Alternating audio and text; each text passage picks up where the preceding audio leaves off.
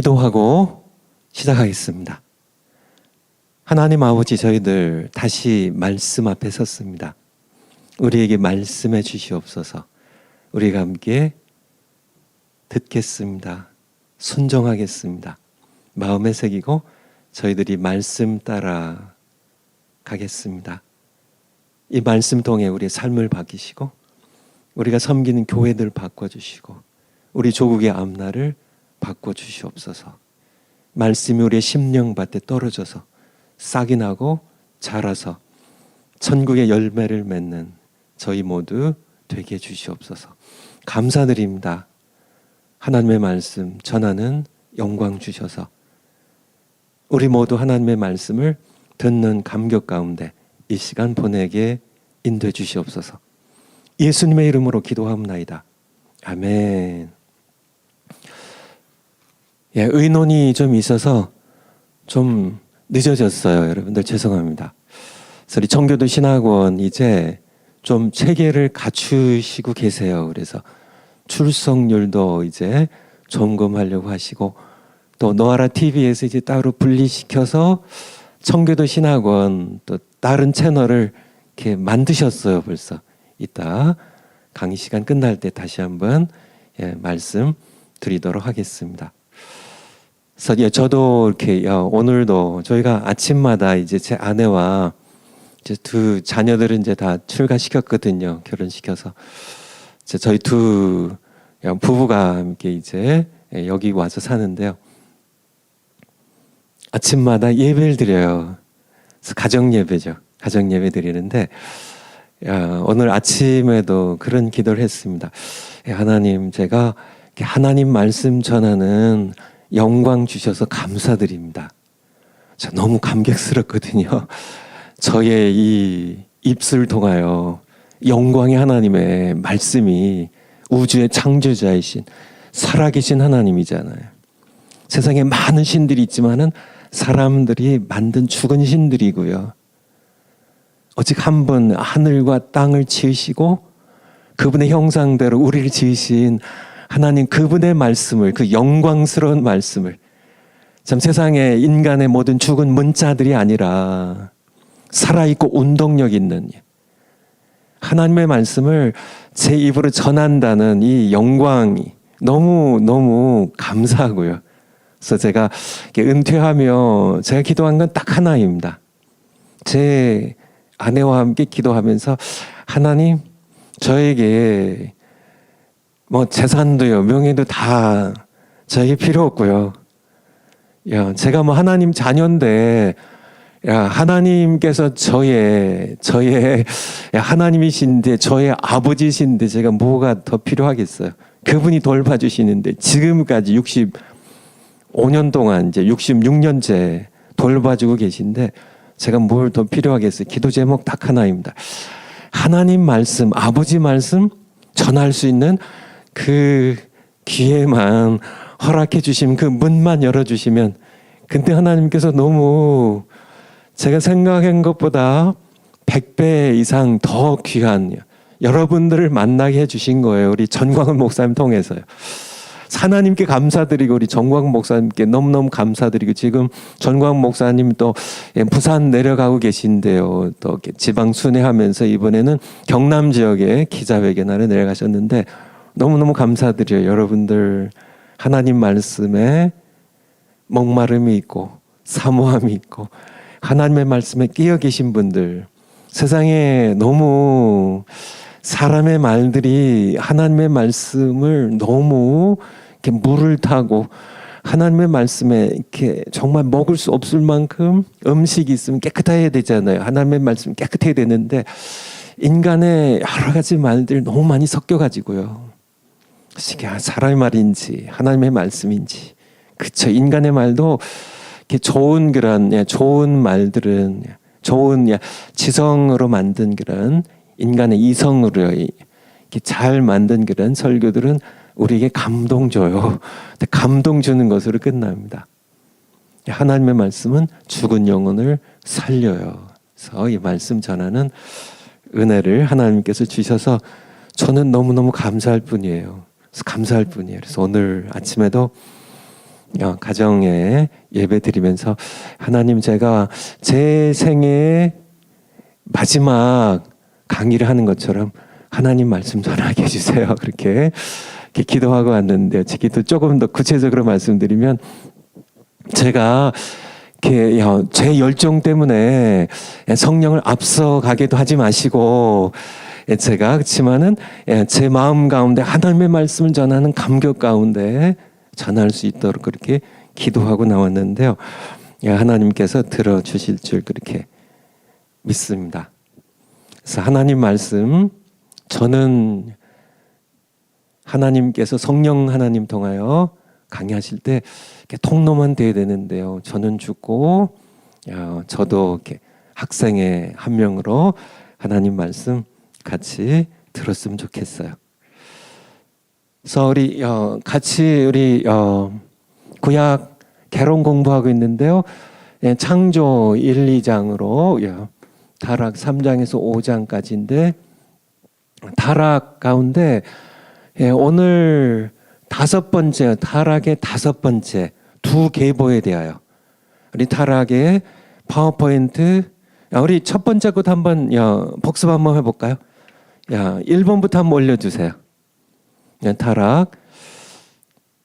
이렇게 타락, 여러분들 성경 창세기 많이 읽으셨죠?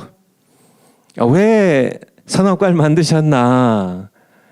그 이유는 크게 성경적으로 보면 두 가지입니다. 그분만이 창조자이시고 우리는 피조물이라는 사실을 그 나무의 열매 볼 때마다 기억할 수 있도록 너무 중요한 겁니다. 이걸 잊었기 때문에 우리가 타락하게 되죠. 두 번째는 벌써 인간의 마음 가운데 숨겨진 죄가 있었어요. 교만이 있었어요. 무슨 교만인가요? 하나님과 같이 되려고 하는. 그래서 로마서 7장에 있는 말씀처럼 오직 죄가 죄로 드러나기 위하여 율법 계명을 주셨습니다.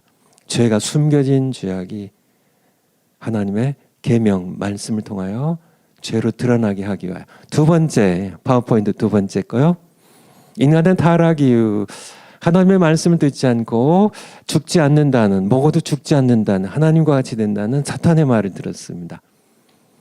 사람 마음속에 하나님과 같이 되려는 교만이 이미 싹 터 있었고요.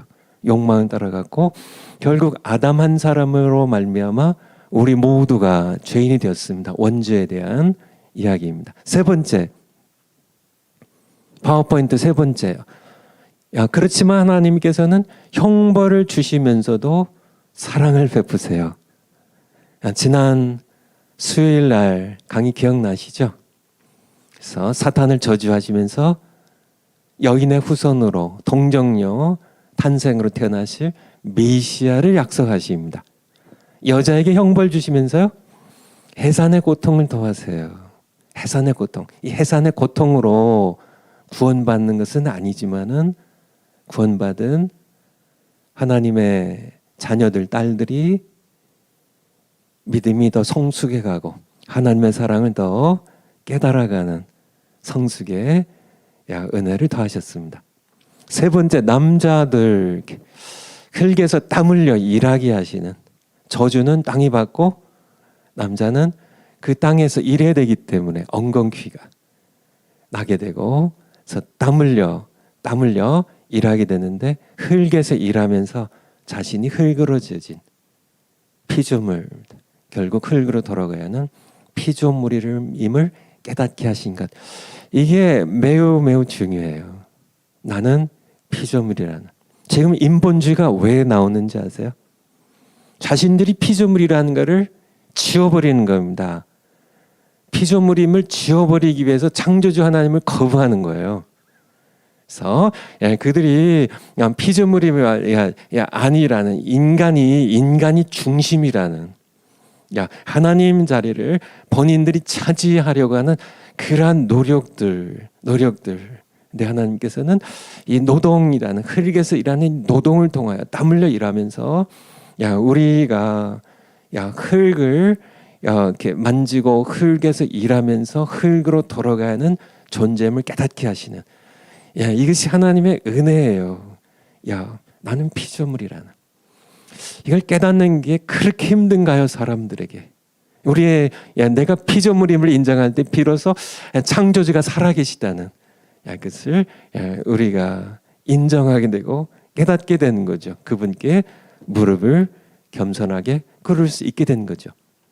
네 번째, 형벌을 주시고요. 주시면서 이어지는 이제 내보내시는데요.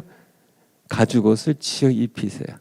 무슨 바로 장차 어린 양으로 오실 예수님, 우리의 죄를 사하시기 위해 피 흘리시는 예수님의 옷을 지어 입히심을 미리 보여주신 겁니다.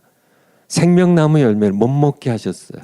그 이유는 그들에게, 우리 죄인들에게 영원히 빼앗기 위한 것이 아니라 죄인의 상태에서 먹지 않고 우리가 다시 하나님과의 관계를 회복한 다음에 먹을 수 있도록 그렇게 하신 겁니다. 네 번째, 가장 큰 벌, 가장 큰 복입니다. 가장 큰 벌을 누가 받았나요? 창세기 4장 11절 16절 누구에 대한 벌이에요? 가인에게 주신 벌이에요. 하나님을 떠나 살아야 하는, 하나님을 예배할 수 없는 벌이에요. 하나님을 예배할 수 없는 벌. 그렇다면 가장 큰 복은요? 하나님을 예배하는 복입니다. 여러분들 예배에 대하여, 그래서 오늘 좀 예배에 대하여 좀 더 말씀드리려고 하는데요.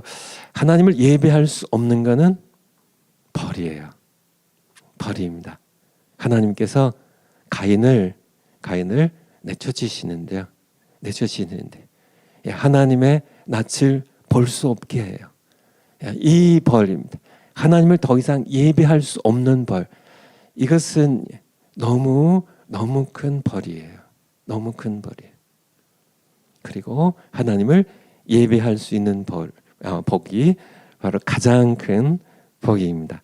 여러분은 어떤 계보에 속해 계신가요?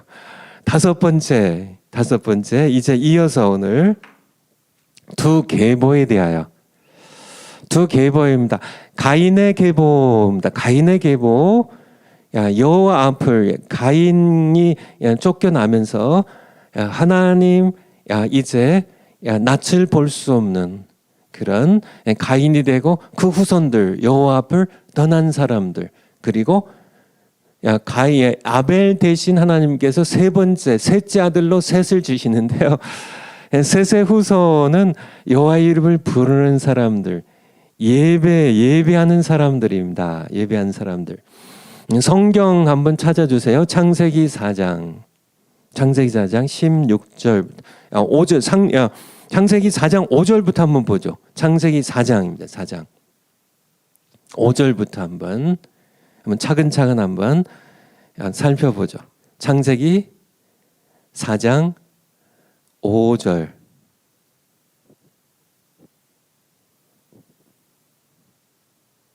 창세기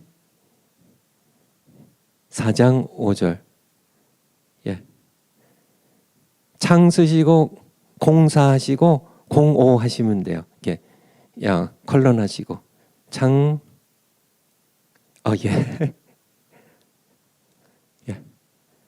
창자 쓰시고 공사 공오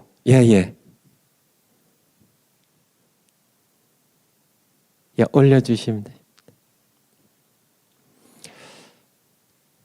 아담과 하와의 두 자녀입니다. 가인과 아벨인데 두 사람이 하나님께 제사를 드립니다. 근데 4장 5절에 보면 하나님께서 가인과 그 제물은 연락하지 아니하셨어요.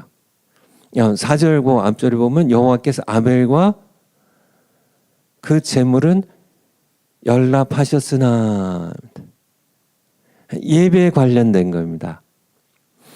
그러니까 창세기 4장 5절에 가인과 그 제물은, 그러니까 가인의 드린 예배는, 여기에도 예배에 관하여 주신 말씀이 너무 많은데요. 하나님께서는 예배를 받으실 때 제물을 먼저 받으신 것이 아니라 사람을 드리는 사람을 가인을 받으시면은 그의 예물도 받으세요. 그러니까 이게 중요한 겁니다. 아벨을 받고 아벨을 연락하시니까 아벨의 제물도 예배도 받으세요. 이게 굉장히 중요한 건데요. 창세기 4장 계속 거기에 머물러 계시면 좋겠어요. 공사장, 창세기, 그래서 가인과 그 제물은 연락하지 아니하신지라. 그래서 올려주세요. 그래서 우리가 하나님께 많은 분들의 착각인데요. 예배 드리면 하나님이 다 받으시는 줄 아는데 하나님은 안 받으시는 예배도 있다는 사실을 하나님께서 이사야서 1장에 보면 하나님께서 내가 너희 예배를 내 앞에 성회마다 모이고 안식일마다 내 앞에서 모여서 내 앞에 예배를 드리는데 너희의 예배가 내게 짐이다. 내가 너무 힘들다. 하나님께서 이사야 시대의 백성들에게 말씀하시는데 우리는 그냥 하나님께 예배 드리면 다 받으신다고 생각하는데 이거는 엄청난 착각입니다. 하나님께서 모든 예배를 이렇게 드리면 받으신 분이 아니세요. 가인의 드린 예배를 받지 않으셨어요. 예배에 관련된 겁니다. 예배에 관련된 거. 그래서 결국은 가인이 동생 아벨의 제사는 예배는 받으셨거든요. 그래서 시기하고 질투해서 죽여버립니다. 그리고 하나님께서 가인에게 벌을 주시는데요. 4장 14절 쭉 내려가셔서 4장 14절 주께서 하나님께서 오늘 이 지면에서 나를 쫓아내시온즉 내가 주의 낯을 배웁지 못하리니. 무슨 벌인가요?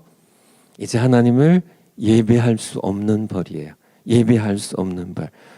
그래서 4장 16절 그 다음에 이제 가인이 이제 여호와의 낯을 볼 수 없기 때문에 여호와 앞을 떠납니다. 나가 에덴 동편 너 땅에 거하였더니 17절에 아내와 동침하니 이 아내가 누굴까 이렇게 궁금해 하시는 분들이 많은데 아담과 하와 사이에 자녀들이 수없이 많이 태어나요. 그 당시에 이렇게 800년, 900년씩 사셨으니까 노아홍수 이전에 많은 자녀들이 태어나는 거죠. 그래서 이제 남매 간의 결혼이 초기에 그렇게 이루어집니다. 그래서 아내와 동침하니 그가 잉태하여 에녹을 낳은지라. 가인이 성을 쌓고서 이렇게 성을 쌓아요. 그래서 하나님 없이 살아가는 사람들, 하나님을 예비하지 않는 사람들의 모습을 우리가 볼 수 있는데 18절. 이제 가인의 아들 에녹이 이랏을 낳고 이랏은 무드야일을 낳고 무드야일은 무드사엘을 낳고 무드사엘은 라멕을 낳으니라. 19절에 라멕이 두 아내가 있는데 아다 실라인데 이 라멕의 첫 번째 아내 아다는 야발을 낳았는데 그는 장막에 거하며 육축 치는 자의 조상이 되었고 21절 그 아우는 유발인데 그는 수금과 퉁소 잡는 모든 자의 음악의 조상이 되었고 21절에 이 라멕의 둘째 아내 실라는 두발가인을 낳았는데 그는 동철로 각양 날카로운 기계를 만드는 그래서 이 철공 철기 문화의 조상이 됩니다. 그래서 이렇게 가인의 계보 우리가 이렇게 우리 파워포인트로 봐도 되고 파워포인트 한번 5번째 가인의 계보 후손 가인의 두 계보인데 가인의 계보에 속한 사람들은 여호와 앞을 떠난 사람들 그들의 특징은 뭐예요? 문명 문화를 개척하는 사람들이에요. 그게 더 뛰어나요. 하나님 백성들보다 더 뛰어나요. 그 사람들 그들의 특징은 하나님 낯을 떠난 사람들입니다. 예배하지 않는 사람들이 예배입니다. 셋의 후손들, 그렇다면 셋의 후손은 어떤 사람들일까? 여호와의 이름을 부르는 사람들입니다. 창세기 4장 다시 가보시고요. 창세기 4장 25절부터 조금 더 내려가셔서 아담이 다시 아내와 하와와 동침하며 그가 아들을 낳아 그 이름을 셋이라 하였으니. 그래서 남성 중심으로 이렇게 아들들 중심으로 이렇게 계보 족보가 원래 아들들로 이렇게 이어지기 때문에 딸들 이름은 여기 등장하지 않는데 딸들도 많이 태어났죠. 그가 아들을 낳아 그 이름을 셋이라 하였으니 이는 하나님이 내게 가인이 죽인 아벨 대신에 다른 씨를 주셨다 함이며. 26절 한번 같이 한번 읽겠습니다. 시작. 셋도 아들을 낳고 그 이름을 에노스라 하였으며 그때 사람들이 비로소 여호와의 이름을 불렀더라. 예배예요, 예배. 여호와의 이름을 부르는, 하나님을 찬양하고 감사하는 여호와의 이름을, 그때에 이 셋의 후손들이 여호와의 이름을 불렀더라라고 말씀하고 계세요. 그래서 여기서 우리에게 중요한 것들 가르쳐 주고 계신데요. 일단 우리 5장 1절 바로 밑에 절이요. 5장 1절. 아담 자손의 계보가 이러하니라. 하나님이 사람을 창조하실 때 하나님의 형상대로 지으셨고, 우리가 창세기 1장에서 봤죠. 2절에 남자와 여자를 창조하시 그들에게, 그들이 창조되던 날에 하나님 그들에게 복을 주셨고 그들의 이름을 사람이라. 아담이라는 이름의 뜻이 사람이라는 뜻이에요. 동일합니다. 히브리어로. 3절에 아담이 130세 자기 모양고 자기 형상과 같은 아들을 낳아 이름을 셋이라 하였고. 아담이 셋을 낳은 후 800년을 지내며 자녀를 낳았으며. 얼마나 낳았을까요? 아마 수십 명 낳지 않았을까요? 우리가 이제 요 성경 보면 아담이 바로 누구를 낳았다고요? 셋을 낳았어요. 이렇게 진행이 되는데요. 아담의 계보를 어떻게 진행하고 있어요? 아벨은 죽었기 때문에 죽었으니까 뺐고요. 근데 왜 가인을 빼버렸을까요? 왜 셋으로 진행이 될까요? 바로 가인은 아담의 족보에서 빼버린 겁니다. 호족에서 파버린 거예요. 요 흐름을 여러분들이 좀 정확하게 파악을 하셨으면 좋겠어요. 우리가 여기서 조금 이제 건너뛰어가지고 6장 2절 한번 가보겠습니다. 창세기 6장 2절. 많은 분들이 좀 해석하는데 어려움을 겪는 절인데요. 하나님의 아들들이 사람의 딸들의 아름다움을 보고 자기들이 좋아하는 모든 자로 아내를 삼는지라 이렇게 말씀하고 계신데, 그래서 여러 사람들이, 신학자들이, 또 이단들이요, 이 하나님의 아들들을 천사로 이렇게 해석하는 그런 사람들이 있어요. 천사로 이렇게. 그래서 그것은 성경적으로 전혀 맞는 얘기가 아닙니다. 천사들은 영적인 존재예요. 사람은 영적인 존재지만은 육을 가진 존재고요. 천사와 영의 존재, 몸이 없는 천사가 사람의 딸들과 함께 결혼을 해가지고 거기에서 이렇게 후손들이, 네피림들이 태어나고 하는 이런 것들은 말이 되지 않습니다. 이것은 그리스 신화나 로마 신화에 그런 거기에 만들어진 얘기에는 등장할 수 있겠지만은 성경적으로는 말이 되지 않는 얘기입니다. 그렇다면은 이 하나님의 아들들이 누구인가? 제가 여러분들에게 좀 설명을 드리기 위하여 여기에 좀 미리 강의 전에 써놨는데요. 가인의 계보입니다. 하나님을 떠나서 살아가는 사람들의 계보예요. 그들은 하나님을 떠나서 사는 사람들입니다.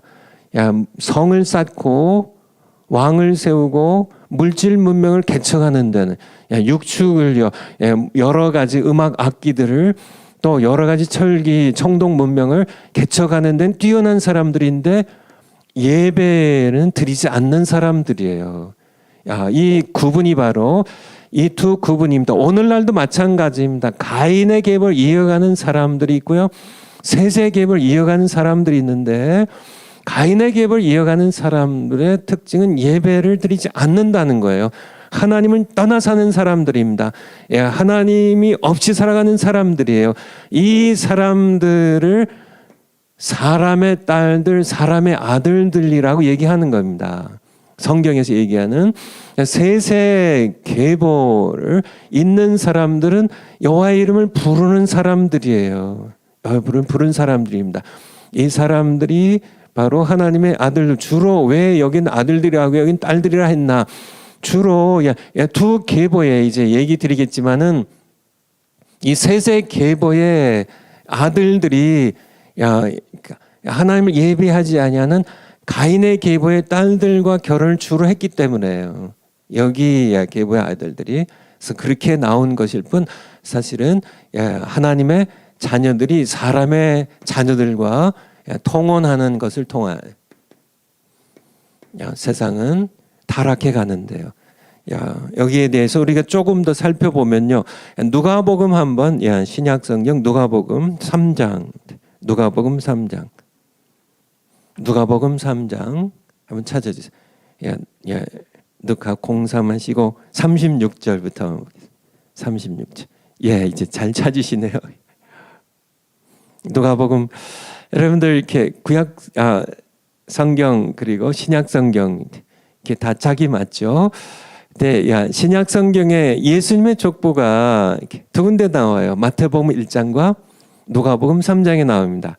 이게 지금 뭐 신학이 아니니까 구체적인 설명은 드리지 않겠지만은 이 마태복음 1장의 계보는 아브라함부터 내려와서 예수님까지 내려가는데요. 누가복음에 이 족보는 예수님부터 시작해 가지고 하나님까지 올라가요. 그래서 누가복음 3장 36절 나중에 혹시 기회 되면 설명을 더 드리기로 하고요. 여기서는 한번 이렇게 이제 예수님의 족보, 이제 예수님부터 시작해가지고 계속 거슬러 올라가거든요. 그래서 그 이상은 가이난이요, 그 이상은 아박사시요, 셈이요, 노아요, 그 이상은 레멕이요, 그 이상은 37절에 무드셀라, 그 이상은 에녹이요, 그 이상은 야렛이요, 그 이상은 마할랄렐이요, 그 이상은 가이난이요, 그 이상 에노스요. 에노스 아시겠죠? 누구 셋이 자녀를 낳았는데 에노스죠. 그 이상은 에노스요, 그 이상은 셋이요, 그 이상은 아담이요, 그 이상은 하나님이시니라. 여기에서 우리는 하나님의 자녀들의 계보가 아담을 통하여 셋으로요, 에노스로요, 이렇게 흘러 내려가고 있음을, 가인이 여기서 제외가 됩니다. 그래서 이 두 계보의 흐름을 아시겠어요? 가인의 계보에는 하나님이 없어요. 그는 하나님을 떠난 자들입니다. 하나님 없이 살아가는 자들이에요. 가인의 계보에는 하나님이 없어요. 그렇기 때문에 하나님을 예배하지 않습니다. 하나님에게부터 쫓겨난 그런 형벌받은 계보예요. 가인의 계보는 별도로 이렇게 아담과 하나님으로 이어지는 계보에서 떠나간 자들이에요. 셋의 계보 아시겠죠? 셋의 계보는 아담으로 이게 밑으로는 에노스로 해서 쭉 이어지고요. 이 위로는 아담으로 해서 하나님으로 이어지는 그런 계보입니다. 하나님의 자녀들의 계보예요. 이 계보가 바로 하나님을 예배하는 사람들이에요. 하나님 예배하는 사람들. 그래서 여러분들이 그래서 우리 로마서 한번 8장, 로마서 8장 14절부터. 로마서 8장 14절. 로마서 8장 14절부터. 무릇 하나님의 영으로 인도함을 받는 사람은 곧 하나님의 아들이라. 로마서 8장 14절. 무릇 하나님의 영으로 인도함을 받는 사람, 그들은 곧 하나님의 아들이라. 여러분들 하나님의 아들들이 천사를 가리킨 게 아니고요. 15절에 너희는 다시 무수하는 종형을 받지 아니하고 양자형을 받았으므로 우리가 아빠 아버지라 부르짖느니라. 성령이 친히 우리 영과 더불어 우리가 하나님의 자녀인 걸 증언하시나니. 이 계보입니다. 여기서 우리가 바로 세세 계보를 이어가는 하나님의 아들들 딸들을 가리킵니다. 이렇게 창세기 6장 2절로 다시 창세기 6장 2절에 하나님의 아들들이 사람의 딸들에 말씀드린 것을 왜 여기서 이렇게 하나님의 자녀들이 사람의 딸들을 보고 이렇게 혈통이 섞이는 이 통합 결혼을 이렇게 했나 그렇게 쓰시면은 더 이제 오해가 없었을 텐데 하나님의 아들들이 사람의 딸들 이렇게 한 거는 그러니까 이렇게 세세 계보에 속한 딸들은 주로 그냥 그렇게 세세 계보 안에서 결혼들을 많이 했는데 주로 세세 계보에 속한 이 남자들이 문제입니다. 그래서 이 가인의 후손의 딸들이 예쁘니까 결혼하는 바람에 이제 통합 결혼이 통혼이 이루어지게 되는. 그래서 이것이 끼친 영향이 커요. 그래서 우리 파워포인트 5번째 다시 여러분들 정신이 없을 것 같은데요. 그래서 파워포인트 5번째 보시면 정리가 되겠죠. 가인의 후손입니다. 여호와 앞을 떠난 사람들이에요. 하나님 예비하지 않는 자들입니다. 세세 후손은요, 바로 아담을 통하여 하나님까지 이어지는 하나님을 예배하는 하나님의 자녀되는 사람들의 계보예요. 그런데 6장 2절에 보았던 것처럼 이 두 계보의 후손들이 통혼한 결과입니다. 그래서 이 두 계보의 후손들이 통혼한 결과 첫 번째가 네피림 용사들이 태어납니다. 창세기 6장 4절. 창세기 6장 4절. 창세기 6장 4절. 성경 구절 찾아주신 분 정신 없으시죠? 예, 그때 잘 찾아주시네요. 창세기 6장 4절. 당시에 네피림이 있었고, 이들이 그러니까 이렇게 2절에 이렇게 같이 이렇게 통을 했잖아요. 가인의 후손과 계보의 사람들과 세세 그 계보의 사람들이 이렇게 통을 하니까 땅에 네피림이 생깁니다. 그 후에도 하나님의 아들들이 사람의 딸들을 취하여 마찬가지예요. 그러니까 하나님의 아들들이 그러니까 세세 후손들이 계보의 사람들이 하나님을 예배하는 사람들이 하나님을 예배하지 아니하는 가인의 계보의 딸들 취하여 자식을 낳으니 이들이 용사라. 이게 네피림 고대의 유명한 사람이었더라. 그래서 네피림들이 태어납니다. 통혼의 결과로. 두 번째 그러니까 통혼의 결과는 우리 파워포인트에 함께 모두 파워포인트 5번 올려주세요. 두 계보의 후손 모두 함께 타락합니다. 두 계보의 후손 모두. 창세기 6장 3절. 창세기 6장 3절.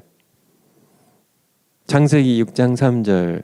여호와께서 가라사대 나의 신이 나의 영이 영원히 사람과 함께 하지 아니하리니. 여기서 사람은 남성 명사예요. 그래서 여러분들이 여기에서도 이렇게 하나님의 아들들이 사람이라는 것이 여기서 더 분명하게 드러나는데요. 사람들이 이게 남성 명사거든요. 그러니까 사람의 딸들을 가리키는 게 아니에요. 여기는 여성 명사니까. 그래서 히브리어에는 남성 명사, 여성 명사 있잖아요. 뭐 이렇게 서양의 언어들이 다 그런 것처럼 사람이 이게 남성 명사거든요. 이 사람, 6장 3절에 나와 있는 이 사람은 하나님의 아들들을 가리키는 하나님이고, 남성 명사가 2절에 아들들이니까 하나님의 아들들이 사람이에요. 근데 어떤 사람들이에요? 하나님을 예비하는 세세 계보의 사람들과 함께하지 아니하리니. 이는 그들이 이 가인의 계보와 마찬가지로 육체가 됨이라. 이 육체가 된다는 이 표현이 바로 이렇게 죄에 부패하는 그런 우리 헬라어로 사르스입니다. 사르스 소마가 아니고 바디가 아니라 플래시입니다. 죄의 죄된 본성입니다. 사람이 이제 죄로 인하여 타락하고 부패해 죽는 그런 존재가 됨이라 이렇게 말씀하고 계세요. 다시요. 창세기 6장 5절 6절. 5절 6절. 그래서 여호와께서 사람의 죄악이 세상의 관영함과 그 마음의 생각의 모든 계획이 항상 악할 뿐임을 보시고, 그러니까 이 통혼의 결과, 이 양계보에 정말 하나님을 예배하지 않는 사람들과 예배하는 이 두 계보가 함께 이렇게 통혼한 결과 사람이 양쪽 계보 다 타락하게 돼요. 그래서 하나님께서 가인의 후손만 노아 홍수 때 심판하신 게 아니고 셋의 후손도 다 심판당합니다. 그래서 다 죽어요. 다 죽어요. 그래서 노아 셋의 계보를 이어가는 많은 사람들 가운데 딱 노아 내외랑 아들 셋의 그 내외 8식구만 구원하시죠. 이렇게 되는. 그래서 세 번째입니다. 세 번째 이 양 계보에 통합하는 그 결과로 파워포인트 다섯 번째.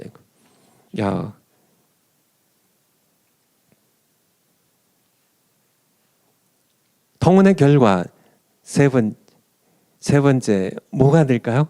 홍수 심판의 원인이 된다. 그래서 통혼의 결과입니다. 그러니까 하나님 예배하지 않은 가인의 계보의 사람들과 하나님을 예배하는 셋의 계보의 사람들이 통혼한 결과 네피림들이 태어났고요. 함께 타락하게 됐고요.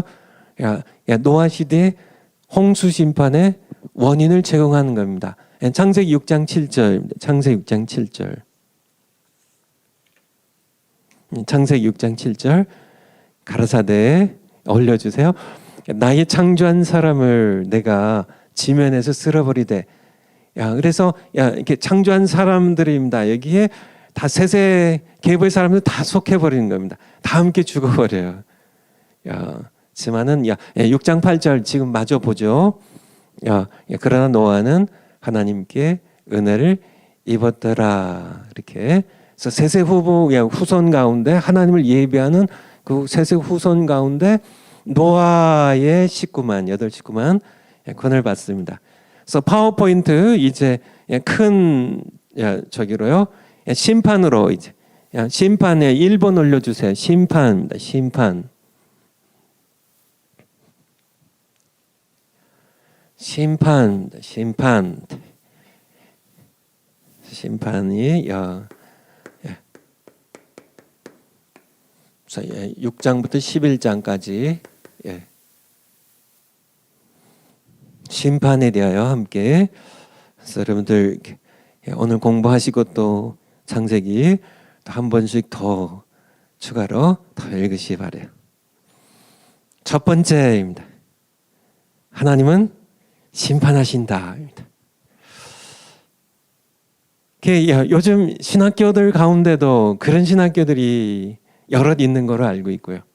목사님들 가운데도 하나님은 사랑이신데 있잖아요. 하나님은 사랑이십니다. 요한 1서에서 4장에 말씀하신 것처럼 하나님은 사랑이세요. 사랑하심 맞습니다. 하나님은 사랑이세요. 정말 우리를 사랑하신 분입니다. 여러분이 하나님의 사랑이 얼마나 큰지 얼마나 이해하시는지 모르겠지만은 여러분이 이해하는 것보다 사실은 여러분이 상상하는 것보다도 훨씬 더 하나님은 여러분을 사랑하세요. 맞습니다. 사랑하세요. 그러니까 하나님이 그렇게 우리를 사랑하시니까 설마 지옥에 우리를 보내셔? 그건 말이 안 돼. 이렇게 가르치는 분들이 계세요. 그리고 그렇게 가르치지 않아도 그냥 이렇게 대충 그렇게 믿어버리고 심판에 대해서 설교 안 하시는 분들이 계세요. 지옥에 대해서 설교 안 하시는 분들이 계세요. 하지만은 그것은 엄청난 착각일 뿐만 아니라 하나님께서 심판하지 아니하신다는 그런 말은 치명적인 거짓말입니다. 그것은 너무너무 위험한 거짓말이에요. 정말 세계 수많은 사람들 지옥 가게 하는 거짓말이에요. 그것은 전혀 성경적이지 않습니다. 하나님은 심판하세요. 정말 하나님이 심판하지 아니하신다는 거짓말을 처음 말한 존재는 바로 사탄입니다. 사탄이. 창세기 3장 4절에요. 창세기 3장 4절에 창세기 3장 1절부터 보면은 이렇게 뱀이 옛 뱀입니다. 사탄 마귀가 하와에게 접근을 합니다. 그래서 말을 걸죠. 하나님께서 이 모든 실과들을 다 먹지 말라 하시더냐. 그렇게 참 이렇게 우회적인 이게 정말 교묘하고 정말 유혹적인 질문입니다. 그렇게 접근을 해요. 그래서 다 먹으라 하셨지만은 동산 중앙에 있는 이 선악을 알게 하는 나무 이 나무의 열매는 먹지 말라고 하셨다. 그러면 너희가 죽으리라 하셨다. 이렇게 하와가 대답하니까 사탄이 뭐라고 거짓말하죠? 먹어도 죽지 않는다고요. 처음 사탄의 거짓말이에요. 하나님이 심판하시겠냐? 너 이렇게 사랑하시는데. 창세기 3장 4절 한번 볼까요? 뭐 다 아신 말씀이지만은 창세기 3장 4절. 뱀이 여자에게 이르되 너희가 결코 죽지 아니하리라. 3절에 하나님께서 죽을까 하노라. 이것도 약간 변경시켜줘. 하와가 반드시 죽으리라 하셨는데요. 뱀이 뭐라 그래요? 여자에게요. 너희 죽지 않아. 하나님 심판하지 않으셔. 죽지 않아. 이게 거짓말입니다. 근데 오늘날도 너무나 많은 만인 구원론이라고 그러죠. 유니버셜리즘이라고 그러죠. 결국은 다 이렇게 하나님께서 다 이렇게 벌을 주시긴 하지만은 전부 다 구원하셔가지고 전부 천국 가서 살게 하신다는 얘기예요. 하지만 이것은 엄청난 거짓말이에요. 사탄이 시작한 거짓말입니다. 이렇게 하나님께 정말 이렇게 지옥에 대하여 가장 많이 말씀하신 성경의 인물이 누군지 아세요? 예수님이십니다. 여러분 한번 찾아보세요. 하나님의 심판과 지옥에 대하여 예수님께서는 정확하게 가장 많이 말씀하신 분이세요. 하나님의 아들이요, 하나님이신 분이요, 하나님의 말씀입니다. 하나님은 반드시 심판하세요. 오늘날 사람들이 너무나 하나님 앞에 버릇들이 없어요. 하나님을 두려워할 줄 몰라요. 하나님의 사랑 맞습니다. 하나님 사랑 맞아요. 여러분들 정말 하나님께서 심판하지 않으셨다면은 아니하신다면 예수님이 십자가에서 우리의 죄를 지고 그렇게 죽으실 필요가 없어요. 정말 하나님께서 심판하지 아니하신다면 예수님이 왜 하나님의 아들이 죄 없으신 하나님의 아들이 왜 그렇게 십자가에서 그 처절한 죽음을요, 그 고통스러운 죽음을요. 우리가 함께 더 패션 오브 더 크라이스트의 그 영화의 한 장면을 함께 보았죠. 그것보다 더 잔인하게, 더 잔혹하게 예수님께 찢기시고 채찍에 맞으시고 살이 다 찢기시고 멍이 드시고 예수님의 모습을 알아볼 수 없을 만큼 그렇게 피투성이가 되고 그렇게 버럭게 거먹게 멍이 드셔가지고 십자가 지고 올라가셔서 못 박히셔서 피 흘려 죽으시는 그 심판입니다. 하나님의 진노의 심판을 왜 그의 아들에게 부으셨겠냐는 얘기예요. 우리의 죄 때문에 우리의 죄를 심판하시 우리에게 퍼부을 하나님의 진노의 심판을 그의 아들에게 옮기셔서 그의 아들에게 퍼부으셨는데요. 정말 하나님께 심판하지 아니하신다면 예수님께서 십자가에 못 박혀 죽으실 필요가 없다는 얘기예요. 우리는 하나님이 심판하신 분이란 사실을 우리는 정확하게 알아야 돼요. 하나님은 심판하십니다. 성경에 다 나와 있잖아요. 노아 시대에 하나님 심판하셨어요. 소돔과 고모라를 심판하셨어요. 모세 시대에 하나님께서 애굽을 심판하셨습니다. 바로의 장자부터 감옥에 있는 죄수의 장자리까지 모든 짐승의 초태생까지 하나님 심판하셨어요. 하나님은 심판하신 분입니다. 하나님 반드시 최후에 심판하세요. 이 심판을 벗어나는 한 가지 길은요, 그의 아들이 우리 죄를 지고 대신 하나님의 진노의 심판을 받으셨다는 사실을 우리가 믿음으로 받아들이면 내가 너희를 넘어가리란 얘기입니다. 유월절한 것처럼 내가 내 아들의 피를 볼 때 내가 넘어가리라는 내가 심판하지 아니하리라는. 왜냐하면 내 아들이 심판을 널 위해 받았기 때문에. 그렇지만은 예수 그리스도를 믿지 아니하는 예수님의 피가 없는 사람들은요, 하나님의 심판을 다 받으셔야 돼요. 다 받습니다. 하나님 결코 넘어갈 수 없기 때문에. 하나님께서는 심판하지 아니하실 수가 없는 분입니다. 의의 하나님이기 때문에. 하나님의 의의가 그것을 용납을 못해요. 어둠을 빛이 용납할 수 없는 것처럼. 하나님 반드시 심판하세요. 우리 파워포인트 심판의 1번입니다. 의의 하나님 반드시 죄를 심판하십니다. 시편 7편 11절 한번 찾으시까. 시편 7편 11절. 의의 하나님입니다. 의의 하나님은 날마다 분노하시는 분이세요. 심판하시는 분이세요. 시편 0711입니다. 시 0711.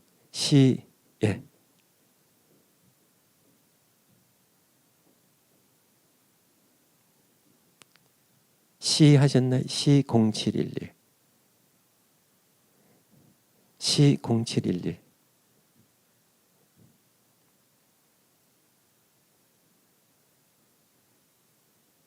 예. 그냥 지나갈까요? 찾으셨네. 예. 0711. 그 다음 절요. 하나님은 의로우신 재판장이시며 하나님은 심판자세, judge. 의로우신 분이세요. 매일 사람들의 죄악을 인하여 의분을 가지신 분입니다. 분노하신 하나님이세요. 분노하신 분입니다. 우리 히브리서 10장 10절 30절 31절 히브리서 10 30절. 예.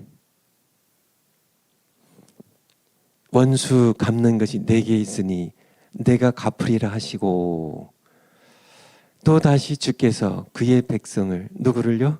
그의 백성을 심판하리라 말씀하신 것을 우리가 아노니. 31절. 살아계신 하나님의 손에 빠져 들어간 것이 무서울진저.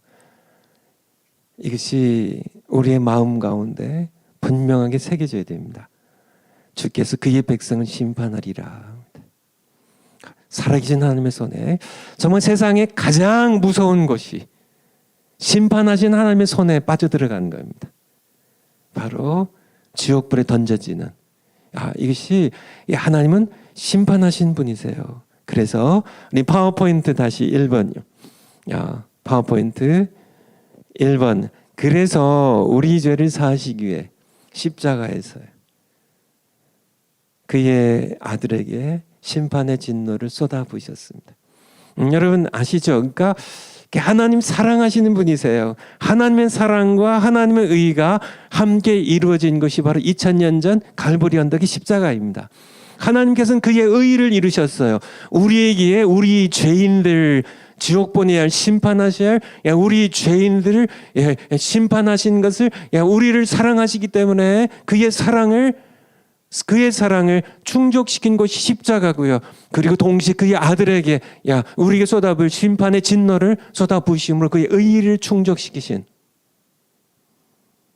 바로 십자가 사건입니다. 이것이 바로 우리가 믿어야 할 복음이에요.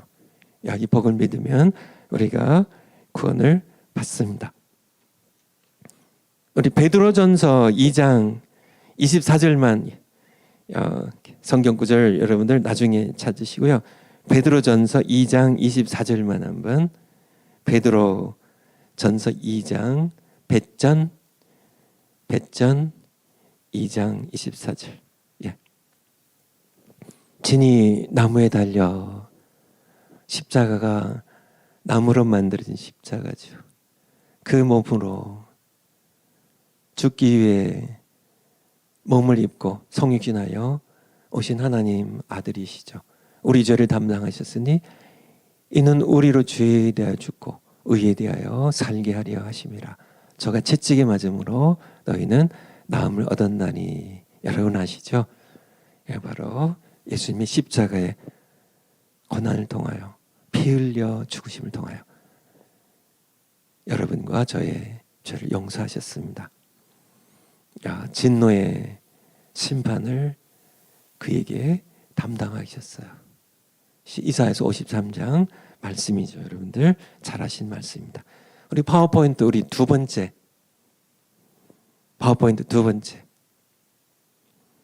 하나님의 심판은 항상 구속과 병행된다. 이게 참 놀라운 사실이에요.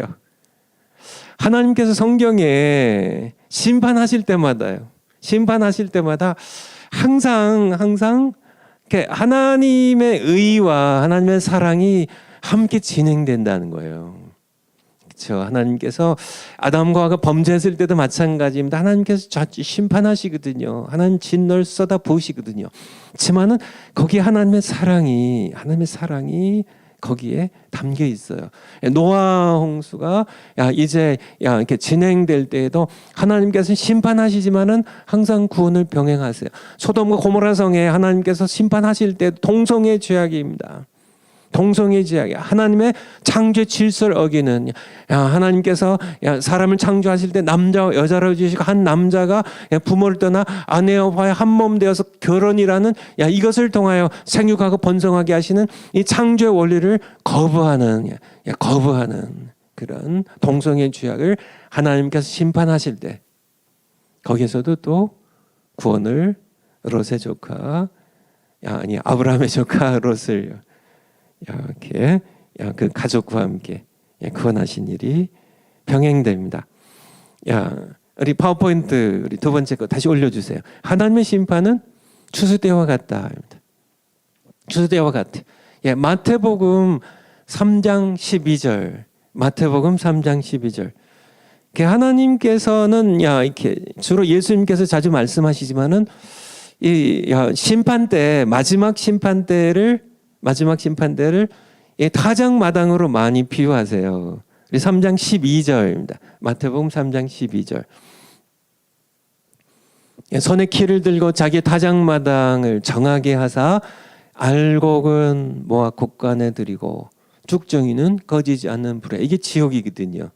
지옥에 태우시리라. 항상 이렇게 심판, 최후의 심판 때도 마찬가지란 얘기예요.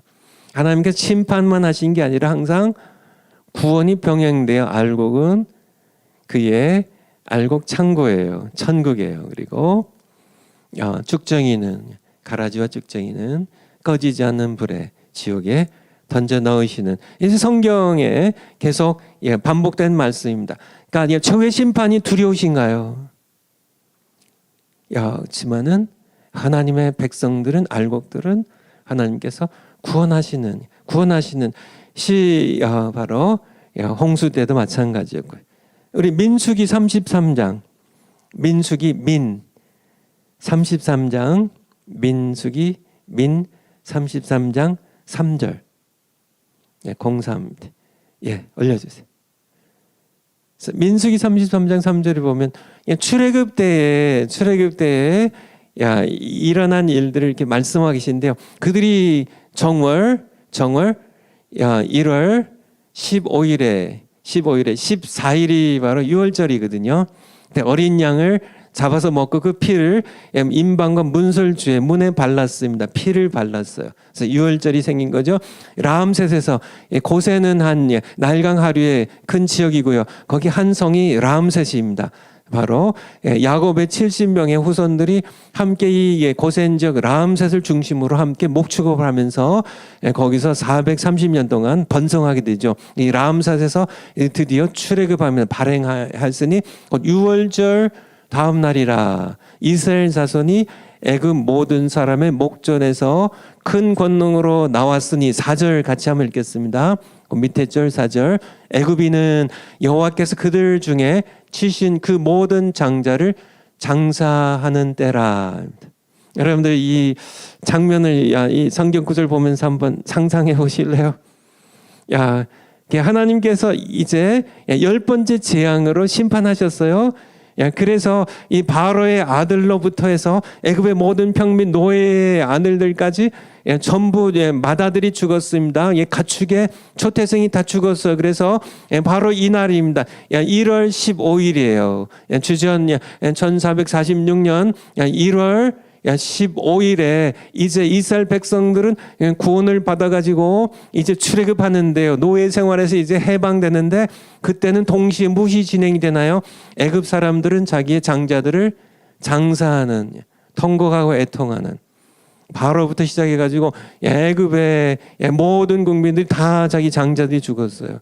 함께 자기 장자들을 무덤에 묻는 그런 심판의 시간이 바로 여호와께서 그들의 신들에게도 벌을 주셨다고 말씀하고 계십니다. 그런데 심판열이 파워포인트 두 번째요. 마지막 최후의 심판 날도 그렇다는 얘기예요. 최후의 심판 날도요.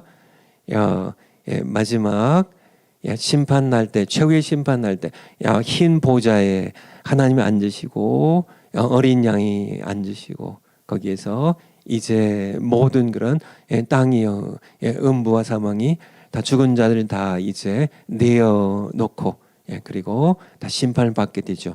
그래서 생명책에 이름이 기록되지 아니한 모든 사람들이 다 불못에 던져지는 심판을 받게 되는데 거기에서 구속이 병행된다는 얘기예요. 누가요?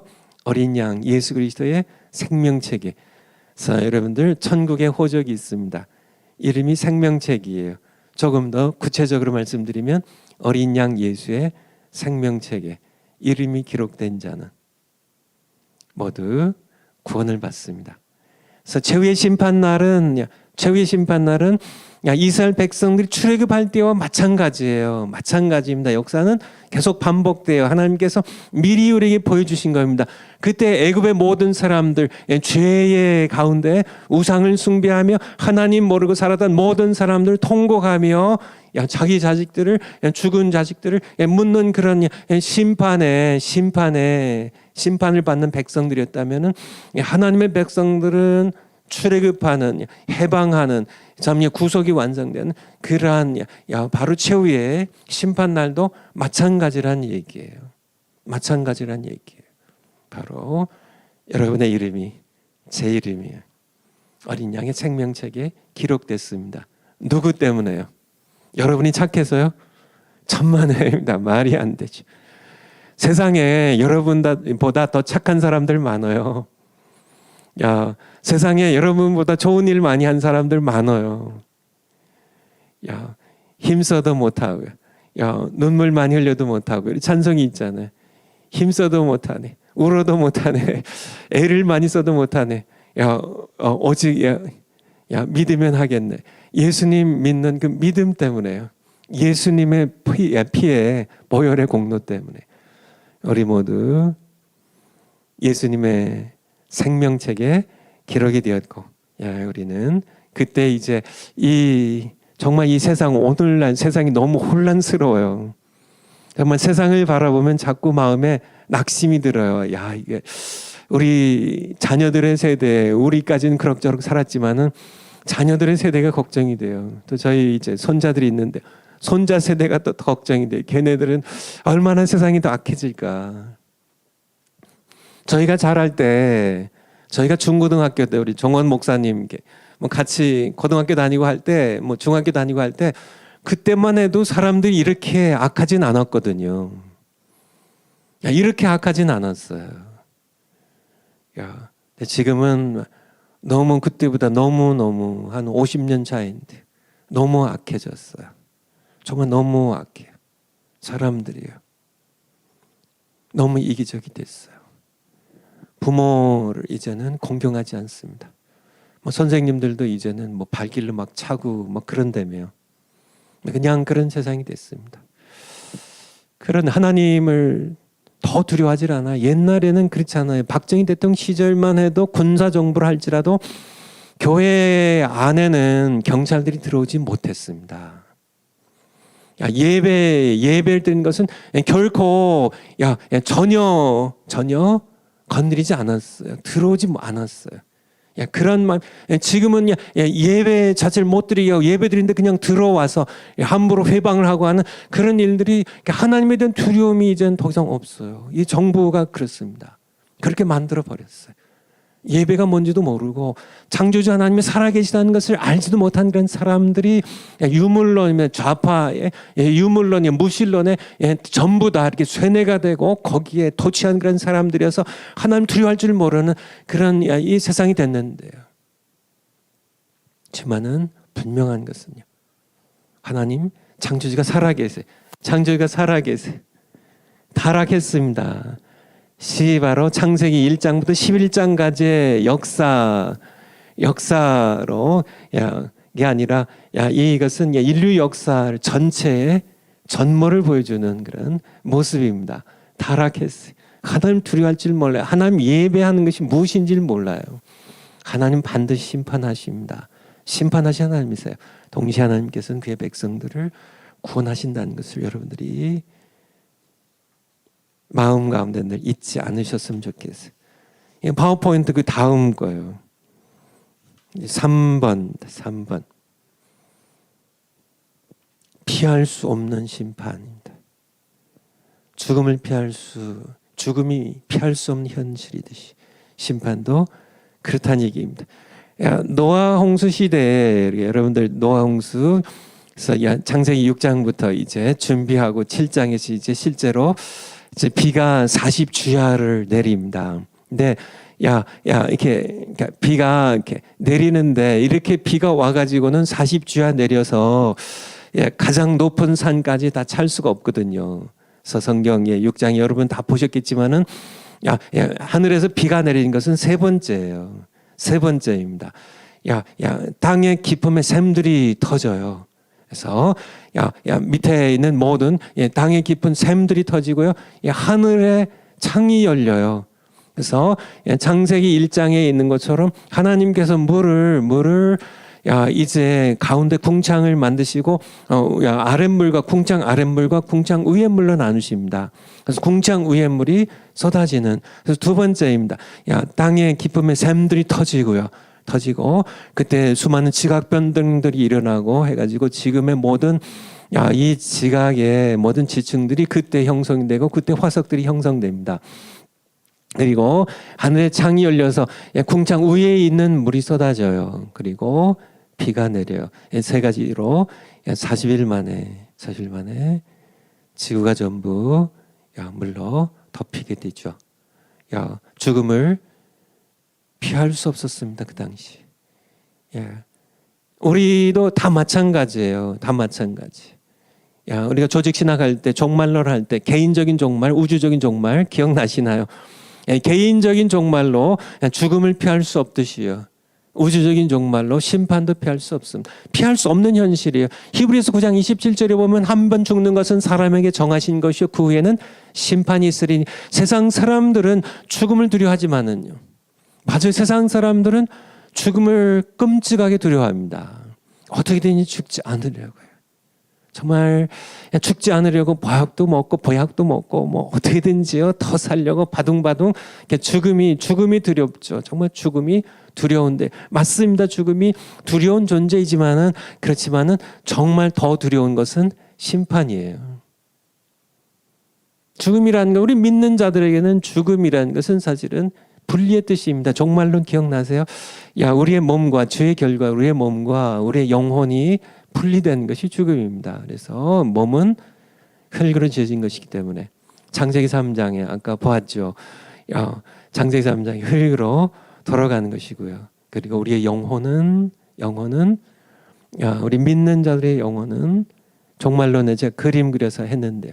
예수님께서 요한복음 14장에 내가 너의 초소를 예비하러 가노니. 그렇죠. 원래는 예수님 이전에는 전부 음부라는 스올이라는 한 곳으로 전부 죽은 자들이 다 모였지만은 예수님께서 이제 오셔서 아버지의 집에 내 아버지 집에 요한복음 14장에 너희는 마음에 근심하지 말라. 하나님을 믿으니 또 나를 믿으라. 내 아버지 집에 거할 곳이 많다고. 아버지 집에 내가 너희를 위하여 처소를 예비하러 간다고. 처소를 준비하신 것이 바로 낙원입니다.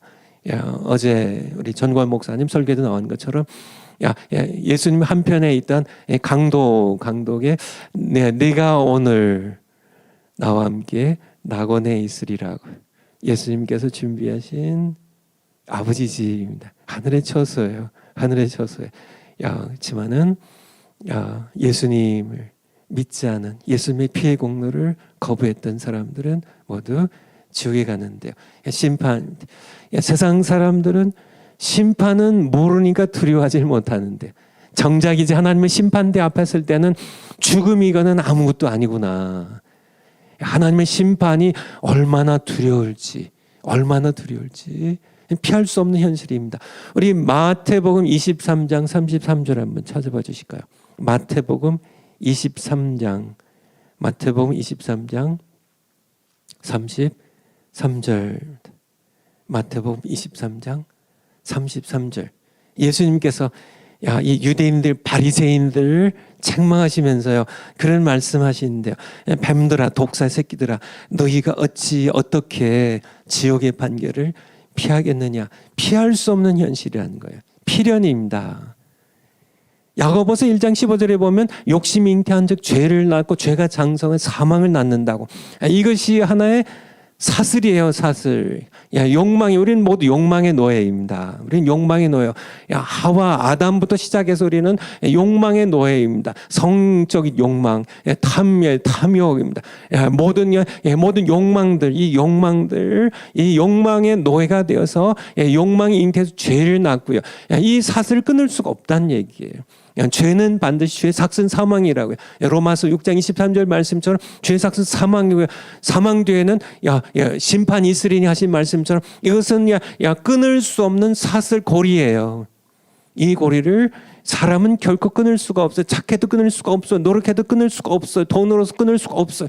무엇으로도 인간의 피조세계 어떤 세력으로도 어떤 것으로도 이 고리를 욕망에서 욕망이란 열차의 종착역은 사망이라고요. 사망에서 지옥 가는 이 심판의 판결을 끊을 수가 없어요. 우리는 모두 이렇게 그냥 이 사슬에 매여서 처량하게 비참하게 끌려가는 죄인들, 이 사슬을 끊으러 오신 분이 바로 예수 그리스도세요. 예수 그리스도. 예수님께서 이 사슬을 이 욕망으로 죄가 잉태되고 죄가 장성해서 사망을 가져오고 이렇게 죄 가운데 죽은 모든 인생들이 하나님의 심판받아 지옥 가야 되는 이 인생의 굴레를 이 인생의 사슬을 끊으러 오신 분이 바로 예수 그리스도이십니다. 우리 파워포인트 우리에게 계속 올려주실까요? 그러므로요. 피할 수 없는 현실이에요. 세상의 모든 사람들 죽음은 어떻게 조금 연장할 수 있겠지만은요. 심판은 피할 수 없습니다. 결국 죽음도 피할 수 없는 현실. 수많은 사람들에게 죽음이 피할 수 없는 현실이라는 것은 다 인정하시죠. 세상 사람들이 마찬가지입니다. 죽음이 피할 수 없는 현실이듯이 심판도 하나님의 심판도 피할 수 없는 현실이에요. 이것은 필연입니다. 그러므로 회개하라는 것이 회개하라는 얘기입니다. 회개하셔야 돼. 회개하지 않으면요. 이미 세례 요한이 얘기한 것처럼 회개하라고요. 마태복음 3장 2절입니다. 마태복음 3장 10절에 보면 도끼가 이미 나무 뿌리에 놓였다고요. 회개하라고 심판이 하나님의 심판이 다가왔다고 말씀하고 계신데 바로 이 시대만큼 이 말씀이 구구절절 우리의 마음 가운데 사무치게 다가오는 그러한 시대는 없어요. 하나님의 심판 이미 나무 뿌리에 하나님의 도끼의 심판이 이미 놓여진 그런 때입니다. 세 번째, 하나님을 두려워할 줄 아는 것이 지식의 근본이라고요. 하나님을 두려워할 줄 알아야 되는 심판날은요. 노아의 때와 같을 것이라고 사람들이 먹고 마시고 시집가고 장가가면서 그렇게 살아가는 세상이 될 것을 우리에게 말씀해 주고 계세요. 여러분들 이렇게 인생을 이렇게 살면서 성공적으로 사셨어요? 아니면 실패 인생 거듭하셨어요? 장사를 하셨어요? 아니면은 공무원을 하셨어요? 아니면 뭘 하셨어요? 회사를 다니셨나요? 아니면 이렇게 뭘 하셨든지요? 아니면 목회하셨나요? 성공적인 목회를 하셨나요? 성공적인 삶을 사셨나요? 어떻게 생각하세요? 그런데 사실은 이 질문에 앞서서 먼저 우리가 던져야 될 질문이 있습니다. 성공의 기준이 뭐냐는 거죠. 성공의 기준이 뭐인지를 알아야 내가 성공했나 아닌가를 알 수 있죠. 성공의 기준, 예를 들어서요, 우리가 그러니까 예수님의 비유 가운데 부자와 거지 나사로의 비유 있죠. 누가 성공했나요? 부자가 날마다 자색, 그거는 아주 고급 천이죠. 귀족들이 입는 자색 옷을 입고 왕족들이 입는 자색 옷을 입고 정말 좋은 음식을 먹으면서 그렇게 큰 집에서 살았던 부자가 성공한 인생을 살았나요? 아니면 거지 나사로가 성공한 인생을 살았나요? 사도행전 26장에 보면 사도 바울이 쇠사슬에 매여서 이제 심판받는 그런 얘기가 나옵니다. 로마 제국의 총독 베스도 앞에요. 그리고 분봉왕인 이 아그리빠 왕 앞에 사도 바울이 끌려 나와서 죄수의 사슬에 매인 죄수로서 그가 신문을 받을 때 누가 성공한 인물인가요?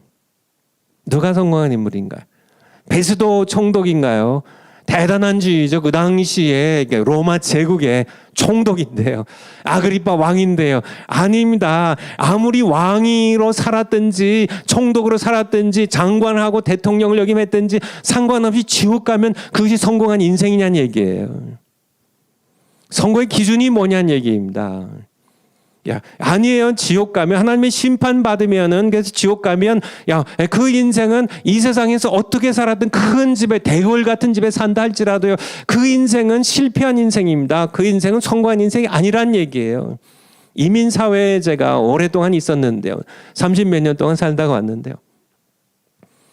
정말 이민 이제 오신 분들 허리도 졸라매고요. 열심히 일합니다. 직장들을 투잡들이 잡뛴다고요. 그냥 뭐 낮에 일하고 또 일하고요. 밤에 또 일하러 나가고 그렇게 부부가 열심히 정말 애들 그죠 그냥 밥 스스로 챙겨 먹게 하고 학교 이렇게 열쇠 목에다가 이렇게 걸고 가가지고 가서 공부하고 또 와서 뭐 이렇게 냉장고에서 음식 꺼내 먹고 그렇게 키워가지고 열심히 해가지고 집도 사고요. 또 더 큰 집 사고요. 정말 동부에 가보면은 대궐 같은 집들을 삽니다. 그 조그만 가게들 해가지고 어떻게 대궐 같은 집들을 사세요. 주일날 이렇게 오신 거 보면 벤츠들 몰고 들어오세요. 그런데 성공한 인생인가요? 아니에요. 어떻게 살건 세상 기준이고 세상에 속지 말란 얘기예요. 세상 끊임없이 자식들 명문대학 보내야 되고 명문대학 다 좋습니다. 하나님께서 이 땅에 재물 주셔서 마음껏 내가 누리며 선한 일을 하며 사는 건 다 좋습니다. 그것이 하나님의 복 가운데 중요한 거예요. 그렇지만은 그것이 전부라면 그것은 성공한 인생이 아니란 얘기입니다. 여러분들 살아가면서 성공 못했다고 해도 열등감 갖지 마세요. 정말 하나님이 내 아버지시라면 그렇잖아요. 내가 하나님의 사랑받는 자녀라면 예수님 때문에요. 그렇다면 여러분들 그렇게 세상에서 그렇게 눌려 살지 마세요. 열등감 가지고 그렇게 구차하게 세상 바라보며 부러워하며 살지 마시라는 얘기입니다. 하나님께서 섭섭하게 여기세요. 신분 얘기입니다. 성공은 하나님의 심판받지 않는 거예요. 구원과 병행이 되니까 내가 구원받는 게 성공한 인생이에요. 더 많은 그런 사람들을 구원의 길로 인도하는 게 이것이 아름다운 인생이고 성공한 인생입니다. 먼저 내가 구원받아야 되고요. 내 자식들도 구원에 반열에 세우고요. 이 성공한 인생에 성공이 세상의 기준 가지고 나는 정말 실패한 인생 살아서 그렇게 기죽지 마시고 그렇게 살이 열등감에 매이지 마시란 얘기예요. 정말 내가 하나님의 자녀라면 하나님, 내 자녀가 예수님 때문에 내가 하나님의 자녀가 됐고 하나님이 전능하신 하나님께서 내 아버지시라면 여러분들이 세상에서 동차 몰고 다니셔도 당당하게 사시란 얘기입니다. 우리 한국의 우리 이야기 가운데요. 옛날 소설이죠. 우리 춘향전에 보면 이도령이 이제 과거에 이제 급제를 하고요. 그리고 암행어사가 돼가지고 남원에 이제 출두를 하죠. 하지만은 거지 행색으로 이제 옵니다. 방자들이고요. 그래서 이제 장모님 댁에 갔는데 그 월매는 속이 상하죠. 월매가 속이 상합니다. 정말 이렇게 과거 보러 간다 그랬는데 그러지 않아도 좀 이렇게 혹시나 하고 기다렸는데요. 거지 행색이에요. 거지 행색. 이 완전히 거지가 돼서 급제는커녕 거지가 돼서 내려온 이 사위 보니까 속이 터집니다. 이걸 보고 내 딸은 변사또의 수청을 거부하고 지금 감옥에 갇혀서 이게 칼을 쓰고 이제 죽을 날 기다리는데 그 정죄를 지킨다고요. 지금 이 사위는 이게 거지가 돼서 이게 와서 근데 이도령이 밥을 달라고 그래요. 그러니까 월매가요 싸붙이고 이렇게 쏴붙이고 문 쾅 닫고 그냥 들어가 버립니다. 속이 상해가지고 저걸 이렇게 남편이라고 딸이 이렇게 고생하니까. 그런데 누가 밥해다 줘요? 향단이가 밥해다 줘요. 그런데 이도령이 음식이 목에 넘어가나요? 잘 넘어가죠. 정말 이 음식을 맛있게 그냥 순식간에 바람에 개눈 감추듯이 그냥 싹 먹어버리죠. 왜 그럴까요? 그게 자신의 신분 얘기입니다. 이몽룡은 자기가 암행어사의 거지가 아니라는 암행어사입니다. 자기 신분을 알면 결코 장모님 집에 밥 얻으러 먹으러 가서도 결코 구차하게 그렇게 빌빌거리면서 그렇게 하지 않습니다. 당당하게 욕을 합니다. 왜냐하면 자기의 신분을 아니까요. 자기 신분을 아니까. 마찬가지입니다. 우리가 세상은 이해하지 못해도 우리는 세상의 암행어사 정도가 아니라 하나님의 친자녀들이에요. 하나님께서 그 아들의 피로 사신 하나님의 자녀들입니다. 우리가 세상 살아가면서요. 정말 하나님 살아가면서 내가 하나님의 자녀라는 하나님을 예비하는 하나님의 백성이라는 하나님께서 나의 창조하실 뿐만 아니라 나의 보호자이시고 나의 아버지시라는 이 사실 가지고 우리는 세상 살아갈 때 담대하게 당당하게 우리가 교만하다는 얘기가 아니라 하나님의 자녀 신분을 분명하게 알고 살아가는 정말 우리가 저도 이제 66세가 됐는데요. 제가 성공했는지 안 했는지 분명하게 드러나는 날은 심판날입니다. 심판날 되면요 세상 사람들이 자기가 그렇게 내가 장관했고 우리 아버지가 국회의원 삼선을 했고 내가 대통령이 되고 내가 왕이 되고 애굽의 바로가 되고 로마족의 총독이 되고 이런 것들 다 이게 성공한 인생처럼 그렇게 자랑하고 살았는지 모르겠지만은 심판날에 다 드러나게 됩니다. 심판날에 심판받고 받고 지옥 간 모든 인생들은 다 실패한 인생들이고요. 이것이 바로 성공의 기준이에요. 영원한 기준입니다. 심판날에 우리가 나는 부족했지만은 나는 세상의 기준으로 실패한 인생이지만은 예수님이 나의 죄를 지고 십자가에 못 박혀 죽으셔서 내가 하나님의 자녀로 거듭난 생명책에 이름이 기록된 그런 사람이라면 여러분은 어떤 인생을 살든지요. 실패한 인생이 세상 기준으로 살든지 여러분들이 공부를 치지 못했든지 장사하는 것마다 다 망했든지 다 상관없이 여러분은 성공한 인생이에요. 이 바로 우리에게 심판을 통하여 가르치시는 그런 교훈입니다. 기도하겠습니다. 하나님 아버지 맞습니다. 예수님 때문에 우리는 진정한 영원한 성공한 인생들입니다. 저희들 살아가면서 언제나 세상에 기죽지 않게 하시고 하나님의 자녀로서 당당하게 예수 그리스도의 빛을 바라며 사랑하며 용서하며 복음 전하며 살아가는 저희들 되게 하시고 저희들 특별히 3.1절 국민대회 놓고 함께 기도하고 있습니다. 천만의 사람들이 예배 가입하게 하시고 함께 참 하나님 우리 족을 위해 하시는 역사를 하나님의 영광을 함께 보는 귀한 시간 될 수 있도록 하나님께서 인도해 주시옵소서. 감사드립니다. 예수님의 이름으로 기도하옵나이다. 아멘. 광고 사항이 있는데요. 다음 주부터는 신학 강의가 신학특강 홈페이지에 우리 청교도 신학원 신학특강 홈페이지와 유튜브 청교도 신학원 채널에서 진행됩니다.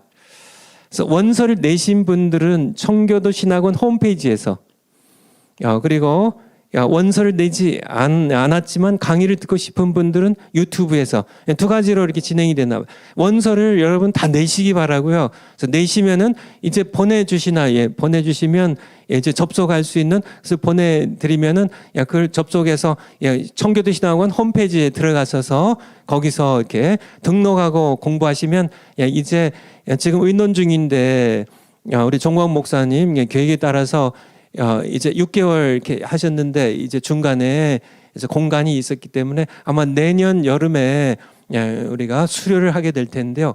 그때까지 여러분들 이렇게 등록하셔야 졸업이 되세요. 그래서 여러분들 이렇게 졸업하셔가지고 이제 결정된 대로 여러분들이 졸업장 받으시고 졸업에 맞는 그러한 지위를 하나님께로부터 이렇게 받으시게 될 텐데, 그래서 우리 청교도 신학원 이렇게 여러분들이 등록하셔서 공부하시고요. 이제 출석 체크도 이렇게 되는 그런 채널입니다.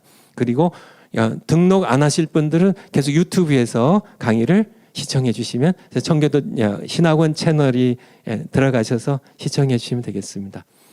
조만간 커뮤니티에 광고글을 올려주신대요.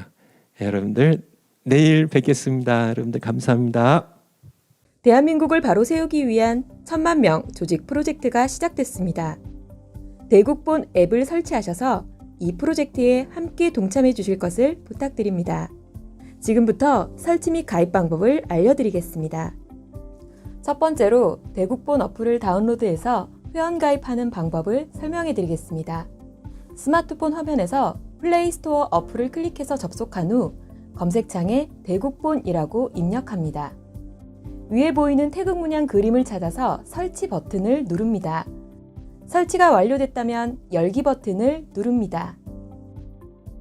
대국본 메인 화면이 나오면 하단에 있는 회원 가입을 클릭하고 동의합니다에 모두 클릭 후 다음 버튼을 누릅니다.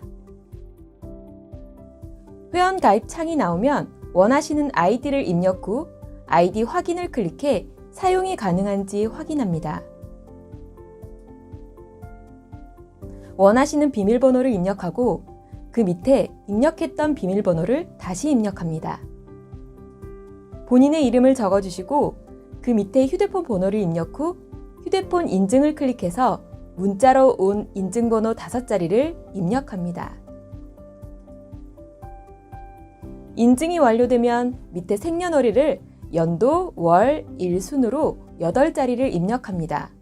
예를 들어 1960년 1월 8일 생이실 경우엔 1960-0108로 입력합니다.